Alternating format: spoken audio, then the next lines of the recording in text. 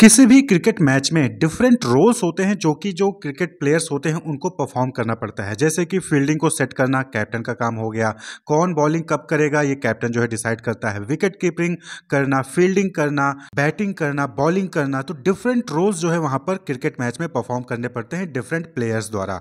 अब सपोज करें कि क्रिकेट टीम बनानी है, तो आपने जो है एक ऐसी क्रिकेट टीम बनाई जहां पर जो 11 प्लेयर्स होते हैं, जो प्लेइंग 11 होते हैं, वो सारे के सारे क्या हैं, बॉलर्स हैं या फिर सारे के सारे क्या है, बैट्समैन है। यानी कि एक क्रिकेट टीम में 11 प्लेइंग मेंबर्स होते हैं। क्लियर? तो सबके सब आपने क्या किया, बॉलर्स रख लिया है या फिर सबके सब आपने अपने बैट्समैन रख लिया है। वहीं पर दूसरी टीम आपने बनाई जहां पर आपने 4 बैट्समैन, एक विकेट कीपर है, 2 ऑलराउंडर हैं, 3 जो है वो बॉलर हैं। और यहाँ पर क्या है, सबको सबका रोल पता है कि बैट्समैन को बैटिंग पे फोकस करना है, विकेट कीपर को बैटिंग के साथ विकेट कीपिंग पे भी फील्ड जो है फोकस करना है, ऑलराउंडर है उनको बैटिंग, बॉलिंग, फील्डिंग सब पे फोकस करना है, बॉलर्स है उनको बॉलिंग और जो है फील्डिंग पे वहां पर ज्यादा फोकस करना है। तो सबके रोल्स वहां पर क्लियर है। कैप्टन है, उनको जो है डिसीजंस लेने हैं कि फील्डिंग कैसे सेटअप करनी है, कौन बॉलिंग करने पहले आएगा, कौन बैटिंग करने बाद में जाएगा, पहले आएगा, वो सारे डिसीजन जो है कैप्टन लेते हैं with the help of coach. तो यहाँ पर जो है आपके सामने 2 टीम है। तो अब अगर आपसे पूछा जाए कि कौन सी टीम है जो कि अच्छा परफॉर्म करेगी, तो यहाँ पर अगर आपसे पूछा जाए कि वो टीम जिसमें कि सारे के सारे बॉलर या सारे के सारे जो है बैट्समैन हैं, वो टीम अच्छा परफॉर्म करेगी, या फिर वो टीम जिसमें कि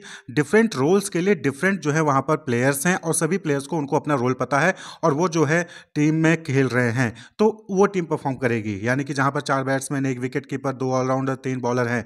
तो बट ऑब्वियस सी बात है कि वो टीम जहां पर बैट्समैन भी हैं, बॉलर्स भी हैं, ऑलराउंडर भी हैं, विकेट कीपर्स भी हैं, वो टीम जो है विन करेगी, वो टीम जो है अच्छा परफॉर्म करेगी। तो इसी तरीके से जब ऑर्गेनाइजेशन में मैनेजमेंट टीम बनाई जाती है किसी भी गोल को अचीव करने के लिए, उस टीम की सक्सेस के लिए डॉक्टर मेरेडिथ वेल्बिन हैं जिन्होंने 9 टीम रोल को आइडेंटिफाई किया, नेम दिया, उनका 9 टीम रोल बताया है, जिसको फोकस करके, जिसको फॉलो करके जो टीम है वो सक्सेसफुल टीम बन सकती है, यानी कि वो अपने गोल को अचीव कर सकती है। तो इन 1981 मेरेडिथ वेल्बिन इन्होंने जो है एक्सपाउंड किया team role theory in his seminal book management teams why they succeed or fail. यानी कि मैनेजमेंट टीम क्यों सक्सेस होती है, क्यों फेल होती है, इसके ऊपर उन्होंने जो है एक थ्योरी जो है वहां पर एक्सपाउंड किया, यानी कि एक्सप्लेन किया।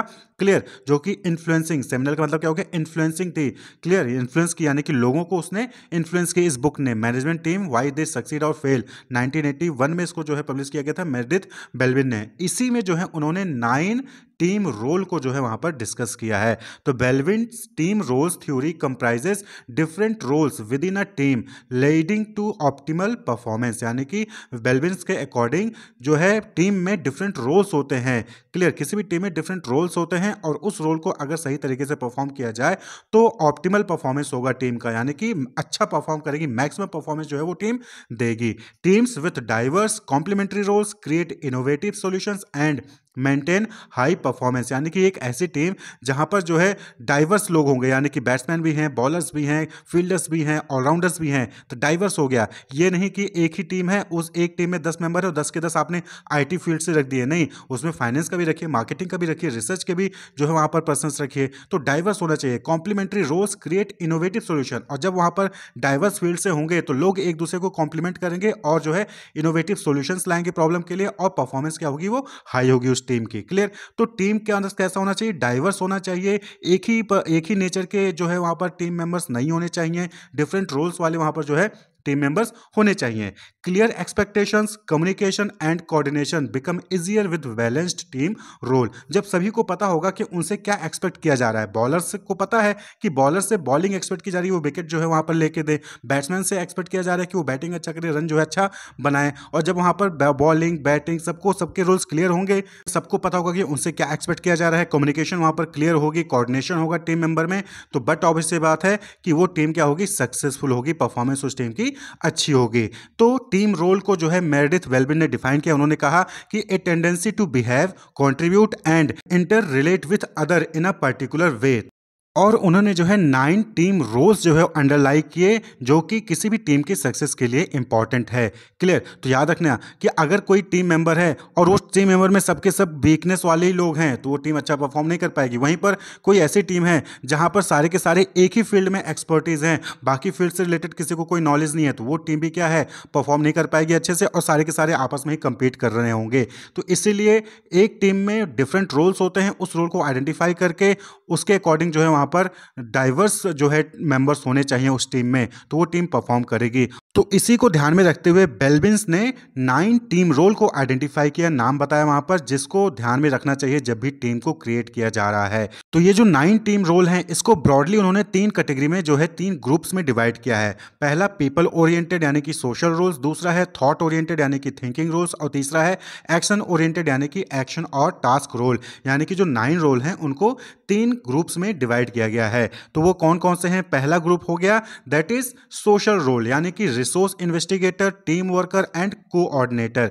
ये 3 रोल हो गए किसमें? सोशल रोल के अंदर। Clear? Resource investigator, team worker and coordinator. वहीं पर जो दूसरा है थिंकिंग रोल, थिंकिंग रोल में 3 आएंगे, plant, monitor, evaluator and specialist. ये 3 रोल किसके अंदर आ गए? थिंकिंग रोल्स के अंदर। और वहीं पर नेक्स्ट जो रोल है एक्शन और टास्क रोल, उसके अंदर 3 आएंगे, शेपर, इंप्लीमेंटर एंड कंप्लीटर और फिनिशर। क्लियर? तो टोटल 9 रोल्स हैं और इन 9 टीम रोल को 3 ग्रुप में डिवाइड किया गया है। तो resource investigator, team worker and coordinator को सोशल रोल कहा गया, plant, monitor, evaluator and specialist इनको थिंकिंग रोल्स में आया, कैटेगराइज किया गया, और शेपर, इंप्लीमेंटर एंड कंप्लीटर, फिनिशर इसको जो है एक्शन या फिर टास्क रोल में कैटेगराइज किया गया। तो एक एक को हम डिस्कस करते हैं। तो पहले है रिसोर्स इन्वेस्टिगेटर, हालांकि यहाँ पे कोई सीरीज नहीं है तो हम यहाँ पर पहले डिस्कस कर रहे हैं रिसोर्स इन्वेस्टिगेटर, जिसको सोशल रोल के अंदर कैटेगराइज किया गया है। तो रिसोर्स इन्वेस्टिगेटर नाम से क्या है? इन्वेस्टिगेट करना, यानी कि ये क्या करते हैं? अपॉर्चुनिटी को, मार्केट में अपॉर्चुनिटी को एक्सप्लोर करते हैं। They are innovative and curious, इनके अंदर क्यूरियोसिटी होती है कि मार्केट में क्या नया चल रहा है, कहां पर क्या नई चीजें, घटनाएं घट रही हैं, जहां पर ये उसको ऑब्जर्व करते हैं और वहां से अपॉर्चुनिटी को ग्रैब करते हैं। ठीक, तो ये इनोवेटिव होते हैं, नई नई चीजें क्रिएट करना, नई नई चीजें इनोवेट करने में इनका इंटरेस्ट होता है, इनके अंदर नई नई चीजों की इंफॉर्मेशन लेना इनका जो है यहाँ पर खूबी होती है। दे explore available options, develop contacts and negotiate for resource on behalf of the team. तो ये क्या है? ये जो लोग होते हैं ये पूरी टीम के लिए जो है किसी बाहर के मेंबर से कांटेक्ट बनाएंगे, नेगोशिएट करेंगे, या फिर जो भी ऑप्शंस अवेलेबल हैं टीम की बेनिफिट के लिए उसको ये डील करते हैं। क्लियर? तो इसको कहते हैं रिसोर्स इन्वेस्टिगेटर। सपोज करिए कि टीम को कोई रिसोर्स की रिक्वायरमेंट है, कोई मशीनरी चाहिए, तो उस मशीनरी को टीम के बिहाफ पर निगोशिएट कौन करेगा? रिसोर्स इन्वेस्टिगेटर जो है वो निगोशिएट करेगा। They are outgoing and often extroverted, यानी कि ये आउटगोइंग होते हैं, बाहर जाना इनको घूमना पसंद होता है, बाहर की मार्केटिंग करना इनको पसंद होता है। एक्सट्रोवर्टेड होते हैं, यानी कि ये लोगों से मिलना जुलना इनको पसंद होता है। क्लियर? तो ये रिसोर्स इन्वेस्टिगेटर हो गए। तो ये एक स्पेशल रोल है, यानी कि किसी भी टीम में ये रोल होता है रिसोर्स इन्वेस्टिगेटर का, यानी कि कोई एक ऐसा पर्सन होना चाहिए जिसकी ये रिस्पॉन्सिबिलिटी हो कि वो जो है पूरी टीम के बिहाफ पे निगोशिएट करे, कॉन्टैक्ट्स डेवलप करे, बाहर जो भी अपॉर्चुनिटीज हैं उनको देखे, मॉनिटर करे और उसको ग्रैब करे। तो इनकी स्ट्रेंथ की बात करें तो आउटगोइंग हो गए, एंथुसियास्टिक हो गए, explores opportunities and develop contacts, ये जो है इनकी स्ट्रेंथ होती है। लेकिन जैसे कि बॉलर है तो बॉलर की स्ट्रेंथ क्या होगी? बॉलिंग। लेकिन वहीं पर अगर उसकी हम वीकनेस की बात करें तो उसको बैटिंग करना अच्छे से नहीं आएगा। तो इसी तरीके से हर जो रोल होता है उस रोल की कुछ स्ट्रेंथ होंगे तो कुछ उसके वीकनेस होंगे। तो यहीं पर रिसोर्स इन्वेस्टिगेटर की वीकनेस की बात करें तो माइट बी ओवर ऑप्टिमिस्टिक, यानी कि ये जो रिसोर्स इन्वेस्टिगेटर वाला पर्सन होगा ये हो सकता है कि ओवर ऑप्टिमिस्टिक हो and lose interest once the initial enthusiasm has passed, यानी कि शुरुआत में बहुत ज़्यादा एंथुसियास्टिक होते हैं, बहुत ज़्यादा एक्साइटेड होते हैं, लेकिन जैसे ही टाइम बीतता है ये जो है नॉर्मल हो जाते हैं, तो यानी कि उनकी एक्साइटमेंट खत्म हो जाती है। तो ऐसा ये लोग हो सकते हैं। क्लियर? ये उनका जो है वीकनेस है। Clear? They might forget to follow up on lead, यानी कि इन्होंने लीड तो जनरेट कर लिया होता है लेकिन जरूरी नहीं है कि ये फॉलो अप लें उसका, यानी कि आज किसी पर्सन से कांटेक्ट किया है, उससे जो है बातचीत हो रही है, तो हो सकता है कि कुछ दिन बाद उस पर्सन को भूल जाएंगे और दूसरे पर्सन से कांटेक्ट कर लेंगे। तो फॉलो अप करना इनके अंदर जो है शायद ये प्रॉब्लम हो सकती है कि फॉलो अप ना करें किसी लीड को। क्लियर? वहीं पर दूसरा जो रोल है दैट इज टीम वर्कर, ये भी क्या है? सोशल रोल के अंदर कैटेगराइज किया गया है टीम वर्कर।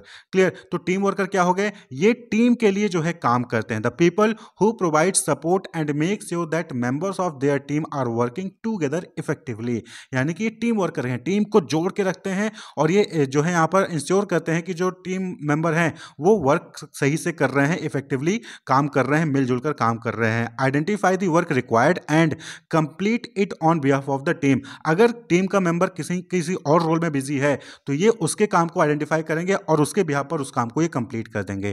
तो इसको कहते हैं टीम वर्कर। क्लियर? होता नहीं है जैसे घर में देखते होंगे कि आपका कोई काम था, आप नहीं कर पाए, आप कहीं और बिजी थे, तो आपके ब्रदर ने, आपके सिस्टर ने या फिर आपके पेरेंट्स ने आपको वो काम कंप्लीट कर दिया, तो that is team worker. Clear? तो टीम वर्कर का क्या रोल हो गया यहाँ पर कि लोगों को, टीम का जो भी वर्क है उसको आइडेंटिफाई करेंगे और उस काम को कंप्लीट करने की वहां पर कोशिश करेंगे इफेक्टिवली। क्लियर? तो स्ट्रेंथ की आप बात करें, क्या होगी स्ट्रेंथ यहाँ की? कोऑपरेटिव होते हैं, परसेप्टिव एंड डिप्लोमेटिक। वहीं पर इनकी वीकनेस की बात करें तो can B indecisive in crunch situation, यानी कि कभी कोई कठिनाई वाली सिचुएशन आई तो उस केस में ये जो है डिसीजन मेकिंग सही से नहीं कर सकते हैं। And tends to avoid confrontation. तो कन्फ्रंटेशन मीन्स यानी ये आमना सामना करने से बचने लगते हैं। तो ये जो है यहाँ पर इनकी वीकनेस होती है।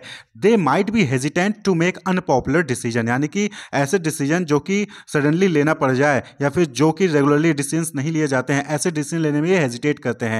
यानी कि अचानक से आपसे बोल दिया गया कि डिसाइड करो कि किसको निकाला जाए टीम से, तो इस केस में ये जो है डिसाइड नहीं कर पाएंगे, ये हेजिटेट करेंगे। क्लियर? वहीं पे जो नेक्स्ट रोल है दैट इज कोऑर्डिनेटर। ये भी सोशल रोल के अंदर कैटेगराइज किया गया। कोऑर्डिनेटर यानी कि नाम से क्लियर है, क्या करेंगे? टीम मेंबर को कोऑर्डिनेट करेंगे। The ones who take on the traditional team leader role and have also been referred to as chairperson. तो कोऑर्डिनेटर को हम क्या कहते हैं? ये टीम लीडर का रोल परफॉर्म करते हैं, यानी कि ये टीम को लीड करते हैं और ये चेयरपर्सन के नाम से भी इनको जाना जाता है। तो focus on the teams objective, draw out team members and delegate work appropriately. जैसे कि क्रिकेट टीम में कौन होता है? कैप्टन होता है। तो कैप्टन का काम क्या होता है कि सभी प्लेयर्स को कोऑर्डिनेट करके रखना। तो टीम का क्या ऑब्जेक्टिव होगा, किस तरीके से बॉलिंग करनी है, कैसे बैटिंग करनी है, वो सारी चीजों को क्या कहते हैं वहां पर जो है ड्रॉ आउट करते हैं, यानी कि कौन पहले बैटिंग करेगा, कौन फिर बॉलिंग करने जाएगा। तो ये सारी चीजों को क्या करते हैं वहां पर ऑर्गेनाइज करते हैं और ये जो है वर्क को डेलीगेट करते हैं अप्रोप्रिएटली। तो ये कोऑर्डिनेटर का रोल हो गया। क्लियर? तो ये भी क्या है, बहुत इंपॉर्टेंट है कि भाई टीम में 10 लोग हैं तो 10 के 10 अपनी मर्जी से काम नहीं करेंगे, 10 को 10 को कोऑर्डिनेट करना पड़ेगा और उसके लिए कोऑर्डिनेटर वाला रोल परफॉर्म करने के लिए टीम मेंबर में कोई ना कोई होना चाहिए। क्लियर? तो जैसे कि कैप्टन होता है टीम में, क्रिकेट टीम में, तो कैप्टन खुद भी खेलता है लेकिन वो कोऑर्डिनेट भी करता है सभी टीम मेंबर को। क्लियर? तो स्ट्रेंथ की बात करें तो मैच्योर होते हैं, कॉन्फिडेंट होते हैं, टैलेंट को आइडेंटिफाई करेंगे और गोल को क्लेरिफाई करेंगे। यानी कि कैप्टन हो गया तो कैप्टन बताता है कि किसका क्या गोल है, टैलेंट को आइडेंटिफाई करेगा, यानी कि कैप्टन आइडेंटिफाई करता है कि कौन अच्छी बॉलिंग कर रहा है, कौन आज चल रहा है ग्राउंड में, कौन अच्छा प्ले कर पा रहा है, कौन अच्छा प्ले नहीं कर पा रहा है। जो अच्छी बॉलिंग कर रहा होता है उसको पहले मौका दे दिया जाता है, जो खराब बॉलिंग करता है उसको हो सकता है कि उसको रिप्लेस करके किसी जो कि ऑलराउंडर है उनमें से किसी को बुला लिया जाता है। तो ये जो है टैलेंट को आइडेंटिफाई करना जरूरी होता है कोऑर्डिनेटर को। क्लियर? तो ये इनकी जो है स्ट्रेंथ होती है। जो कोऑर्डिनेटर होगा इस चीज को कर पाएगा आसानी से, वो मैच्योर होगा, कॉन्फिडेंट होगा, टैलेंट को आइडेंटिफाई करेगा कि किस टीम मेंबर के अंदर कौन सी टैलेंट है और उसको सही तरीके से यूटिलाइज करेगा। वहीं पर वीकनेस की बात कर लें तो can be seen as manipulative and might offload their own share of the work. तो यहाँ पे क्या हो गया कि जो कोऑर्डिनेटर है यानी कि जो कैप्टन है, जो चेयरपर्सन होता है, ये मैनिपुलेटिव हो सकता है, यानी कि हो सकता है कि जो अच्छी बॉलिंग कर रहा है उसको बाद में रखे और जो पहले खराब बॉलिंग कर रहा है पहले उनको जो है वहां पर स्पेल उनका कंप्लीट करवा ले। तो यहाँ पर कहीं ना कहीं ये मैनिपुलेटिव हो सकते हैं, ये जो है इनकी वीकनेस होती है। वहीं पर ये अपना काम किसी और को हैंड ओवर करना चाहेंगे जिससे कि इनको जो है ये फ्री रहें, ये इनको ज्यादा काम करना ना पड़े। ठीक? They might over delegate leaving themselves little work to do, यानी कि ये ऐसा हो सकता है कि जो कैप्टन है, जो चेयरपर्सन है, कोऑर्डिनेटर है, वो अपना काम भी जो है किसी दूसरे को ही डेलीगेट कर देगा जिससे कि इनको कम से कम काम करना पड़े। तो ये कहीं ना कहीं इनकी वीकनेस होती है कोऑर्डिनेटर वाले पर्सन की। क्लियर? नेक्स्ट जो रोल है दैट इज प्लांट। इसको हम कहते हैं थिंकिंग रोल। तो प्लांट क्यों कहा गया इनको? क्योंकि यही है जो कि कोई नया आइडिया लेके आते हैं, कोई नया अप्रोच लेके आते हैं। तो the creative innovator who comes with the new ideas and approaches, इसीलिए इनको क्या कहा गया? Plant. They tends to highly creative and good at solving problem in unconventional ways. तो जो प्लांट वाले रोल परफॉर्म करते हैं टीम मेंबर में, वो जो है किस तरीके के होते हैं? क्रिएटिव होते हैं और उनको प्रॉब्लम सॉल्व करने के लिए अलग अलग तरीके उनके पास होते हैं, अच्छे तरीके से जो है प्रॉब्लम को सॉल्व कर सकते हैं। यानी कि इनोवेटर होते हैं, नए आइडियाज, नए अप्रोचेस का यूज करके जो है प्रॉब्लम को सॉल्व करेंगे और जो है वहां पर न्यू न्यू आइडियाज जो है वो जनरेट करते हैं। तो इसलिए इनको क्या कहते हैं? प्लांट। ये थिंकिंग रोल है, यानी कि ये अपने माइंड का यूज करके जो है वहां पर नए नए आइडियाज, नए अप्रोचेस काम करने को, प्रॉब्लम को सॉल्व करने के लिए नए नए टेक्निक्स जो है वो आइडेंटिफाई करते हैं, फाइंड आउट करते हैं। तो अगर बात करें स्ट्रेंथ की तो क्या स्ट्रेंथ हो जाएंगे? क्रिएटिव है, इमेजिनेटिव है, फ्री थिंकिंग होता है, generate ideas and solve difficult problem. तो ये स्ट्रेंथ हो गई इस रोल की। वहीं पर वीकनेस की बात करें तो माइट इग्नोर इंसिडेंट इंसिडेंट्स यानी कि जो घटनाएं घट रही होती हैं छोटी मोटी आसपास, ये उसको इग्नोर कर सकते हैं। And may be too preoccupied to communicate effectively, यानी कि ये ऑलरेडी इतना ज़्यादा बिजी होंगे कि ये सही तरीके से कम्युनिकेट नहीं कर सकते हैं। दे कुड बी एब्सेंट माइंडेड और फॉरगेटफुल। इस टाइप के लोग जो होते हैं ये जनरली आप देखेंगे कि ये क्या है, इनका दिमाग खोया खोया सा रहता है, ये जो है चीज़ों को जल्दी से भूल भी जाते हैं, क्योंकि ये आइडियाज़ और नए नए अप्रोचेस पे फोकस करते हैं, तो नॉर्मली ये जल्दी से बातें भूल भी जाते हैं, इनको सारी चीज़ें याद नहीं रह पाती हैं। वहीं पर जो नेक्स्ट रोल है दैट इज मॉनिटर इवेल्युएटर, जिसको थिंकिंग रोल के अंदर कैटेगराइज किया गया है। तो मॉनिटर इवेल्युएटर नाम से क्लियर है कि इस पर्सन का क्या रोल होता है कि ये मॉनिटर करते हैं टीम की परफॉर्मेंस को, इवेल्युएट करते हैं टीम की परफॉर्मेंस को। तो या फिर आप ये भी कह सकते हैं कि जो प्लांट वाला रोल परफॉर्म कर रहा था पर्सन, उसको भी जो है ये इवेल्युएट करेंगे, मॉनिटर करेंगे। तो monitor evaluator are best at analysing and evaluating ideas that other people come up with, यानी कि जो डिफरेंट आइडियाज लेकर टीम मेंबर में लेके आ रहे हैं उनको ये इवेल्युएट करेंगे, एनालाइज करेंगे कि क्या ये आइडिया इफेक्टिव है या सही है कि गलत है। Provides a logical eye making impartial judgement, ये क्या होते हैं कि ये इम्पार्शियल जजमेंट देते हैं, किसी के फेवर में जो है जजमेंट नहीं देंगे, जो सही होगा वही सही होगा, जो गलत होगा उसको गलत कहेंगे। क्लियर, ये लॉजिकल आई जो है प्रोवाइड करते हैं। Carefully weigh the pros and cons of all the options before coming to a decision, तो किसी भी डिसीजन से पहले उसके क्या प्रॉस हो सकते हैं, उसके क्या कॉन्सिक्वेंसेज हो सकते हैं, वो सारी चीज़ों को ये पहले वेट करेंगे, उसको मेजर करेंगे और उसके बाद फिर जो फाइनल डिसीजन लेते हैं। तो मॉनिटर इवेल्युएटर का रोल जो है यहाँ पर ये परफॉर्म करते हैं। तो बात कर लें स्ट्रेंथ की, तो ये सोबर होते हैं, सोबर यानी कि गंभीर टाइप के होते हैं, ज़्यादा फनी नहीं होते हैं, सीरियस टाइप के होते हैं। स्ट्रेटजिक एंड डिस्कर्निंग होते हैं, डिस्कर्निंग मीन्स यहाँ पर विवेकशील, यानी कि ये अंडरस्टैंडिंग होते हैं, अंडरस्टैंडिंग टाइप के होते हैं। सीज ऑल ऑप्शंस एंड जजेस एक्यूरेटली, तो ये सारे ऑप्शंस को केयरफुली जो है एनालाइज करेंगे, उसके बाद ही जो है डिसीजंस वहाँ पर ये देते हैं। जैसे कि आपने कैप्टन को देखा होगा, रोहित शर्मा को कभी जो है डीआरएस लेना होता है तो वो क्या करते हैं कि सारे लोगों को भी देखेंगे, फिर उसके बाद फाइनली डिसाइड करेंगे कि डीआरएस लेना है कि नहीं लेना है, यानी कि बॉलर से भी पूछेंगे, फील्डर से भी पूछेंगे, विकेट कीपर से पूछेंगे, उसके बाद फिर फाइनली वो डिसाइड करते हैं। तो सीज ऑल ऑप्शन एंड जज एक्यूरेटली। क्लियर, वहीं पर वीकनेस भी होते हैं, sometimes lack the drive and ability to inspire other and can be overly critical, यानी कि कई बार होता है कि इनके अंदर ये एबिलिटी नहीं होती कि दूसरे को इंस्पायर कर सकें। Clear, they could be slow to come decisions, और कई बार ऐसा भी होता है कि ये डिसीजंस जो है लेने में टाइम लेते हैं। डिसीजन कई बार आपने देखा होगा, डीआरएस लेना होता है तो लास्ट मोमेंट पे कुछ सेकंड बचे होते हैं, तब जाके वो जो है डीआरएस के लिए अप्लाई करते हैं। तो यानी कि इनका डिसीजन मेकिंग भी स्लो होगा, बट ऑब्वियस है क्योंकि ये एनालाइज करेंगे, इवेल्युएट करेंगे, उसके बाद डिसीजन लेंगे, तो टाइम टेकिंग इनका होता है, तो डिसीजन भी क्या होगा, स्लो होगा। वहीं पर जो नेक्स्ट रोल है दैट इज स्पेशलिस्ट। स्पेशलिस्ट भी क्या है, थिंकिंग रोल के अंदर कैटेगराइज किया गया है। स्पेशलिस्ट यानी कि ये अपने एरिया में स्पेशलाइज्ड होंगे, have specialised knowledge that's needed to get the job done. तो जिस भी पर्पज के लिए टीम बनाई गई है उस पर्पज को सॉल्व करने के लिए जो भी नॉलेज चाहिए, स्पेशलाइज्ड नॉलेज चाहिए, वो इन पर्सन के अंदर होता है। Brings in depth knowledge of a की एरिया टू द टीम, तो ये जो है टीम के लिए इन डेप्थ नॉलेज जो है लेके आते हैं।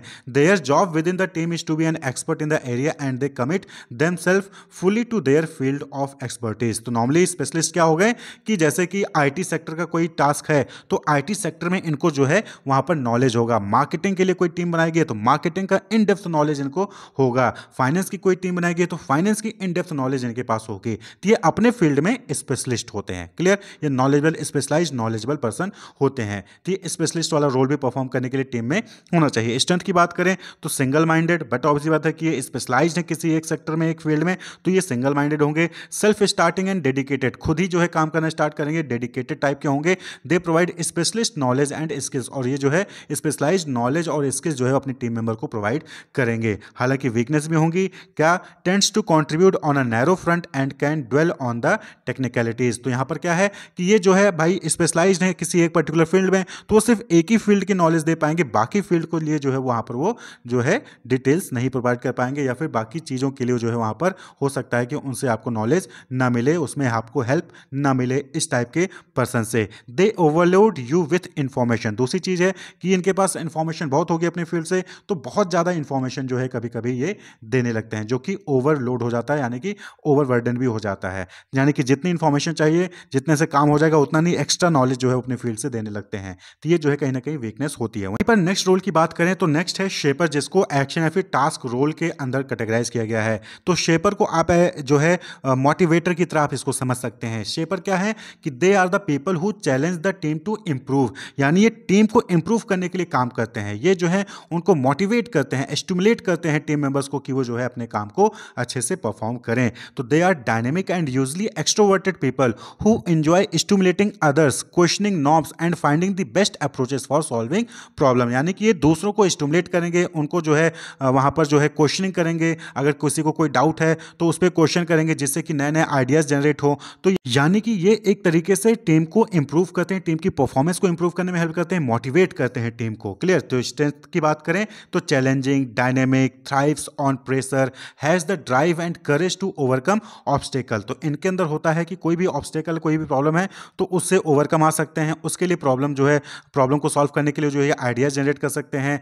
ये डायनेमिक होते हैं, चैलेंजिंग होते हैं, इनको जो है डिफिकल्ट टास्क को हैंडल करना आसानी से आता है, और ये जो है लोगों को स्टिमुलेट करते हैं, मोटिवेट करते हैं कि वो जो है अपने काम को भी अच्छे से परफॉर्म करें। वहीं पर वीकनेस की बात करें तो can be prone to provocation and may sometime offend people's feeling. तो कई बार क्या होता है कि बहुत ज़्यादा चैलेंजिंग, डायनेमिक होते हैं तो कई बार हो सकता है कि ये जो है किसी की बहकावे में भी आ सकते हैं। कई बार ऐसा होता है कि ये जो है किसी दूसरे की फीलिंग को हर्ट भी कर सकते हैं। तो ये चीज़ें होती हैं भाई, सामने वाले को मोटिवेट करने के लिए आप उसको जो है कुछ नेगेटिव भी बोल सकते हो, तो इससे जो है सामने वाले की फीलिंग्स जो है वो हर्ट भी हो सकती है। They could risk becoming aggressive and bad humoured in their attempt to get things done. काम को करवाने के लिए ये एग्रेसिव भी हो सकते हैं और गलत तरीके से बिहेव भी कर सकते हैं। तो ये कहीं ना कहीं इस पर्सन की, इस रोल की जो है निगेटिव या फिर वीकनेसेस होती हैं। वहीं पर नेक्स्ट रोल है इंप्लीमेंटर, जिसको एक्शन या फिर टास्क रोल के अंदर कैटेगराइज किया गया है। तो इंप्लीमेंटर नाम से है क्लियर कि ये इंप्लीमेंट करते हैं चीज़ों को, जो भी डिसीजन हुआ है, जो भी वहां पर आइडिया जनरेट हुआ है उसको इंप्लीमेंट करने का काम करेंगे।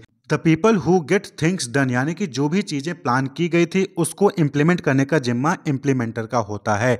यानी कि कोच के जरिए, कोच के साथ मिलकर जो भी टीम ने डिसाइड किया था कि कैसे कैसे बॉलिंग करनी है, कैसे फील्डिंग के लिए सेटअप करना है, किसके लिए कैसी फील्डिंग रहेगी, विकेट कीपिंग कौन करेगा, ये सारी चीज़ें जो भी हमने कोच के साथ मिलकर पहले प्लान किया था उस चीज़ को ग्राउंड में जाके इंप्लीमेंट करने का काम इंप्लीमेंटर का होता है, यानी कि एक तरीके से कैप्टन का होता है। क्लियर।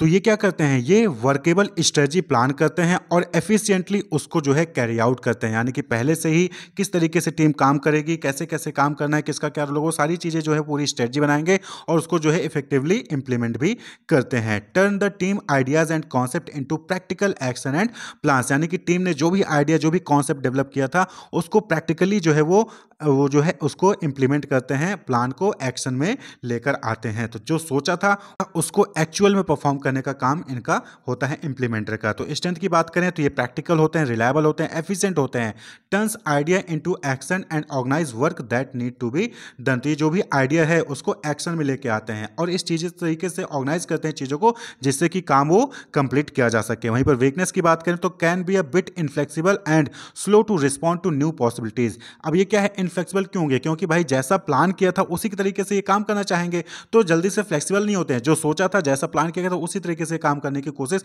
करते हैं, तो कहीं कोई नई पॉसिबिलिटीज होगी तो जल्दी से उसको रिस्पॉन्ड नहीं करेंगे क्योंकि उन्होंने पहले ही एक स्ट्रेटजी बना के काम करना स्टार्ट कर दिया होता है। They might be slow to relinquish their plan in favour of positive changes. तो यहां पर क्या हो गया, सेम चीज कि कहीं कोई पॉजिटिव चेंजेस करना होगा तो उसको जो है ये अपोज करेंगे क्योंकि ये अपनी जो स्ट्रेटजी उन्होंने बना रखी है उसके हिसाब से जो है इंप्लीमेंट करने की कोशिश करते हैं। वहीं पर जो नेक्स्ट रोल है कंप्लीटर यानी कि फिनिशर, जिसको एक्शन या टास्क रोल के कैटेगरी में डिवाइड किया गया है। तो कंप्लीटर यानी कि फिनिशर यानी कि ऐसे मेंबर्स होते हैं जो कि फाइनल टच देते हैं टीम के काम को, जो कि फाइनल टच देते हैं। जैसे ये चेक करेंगे कि कहीं कोई एरर तो नहीं है, कहीं कोई चीज छूट तो नहीं गई है, जो भी जैसा भी प्लान किया गया था उसी तरीके से जो है हमारा काम हुआ है, जिस भी स्टैंडर्ड की, जिस भी क्वालिटी की चीज बनाने की बात कही गई थी उसी क्वालिटी की चीज बनी है कि नहीं बनी है, इस चीज को ये जो है चेक करते हैं। The people who see the projects are completed thoroughly, यानी कि जो प्रोजेक्ट है वो सही तरीके से जो है कंप्लीट हुआ है कि नहीं हुआ है उस चीज को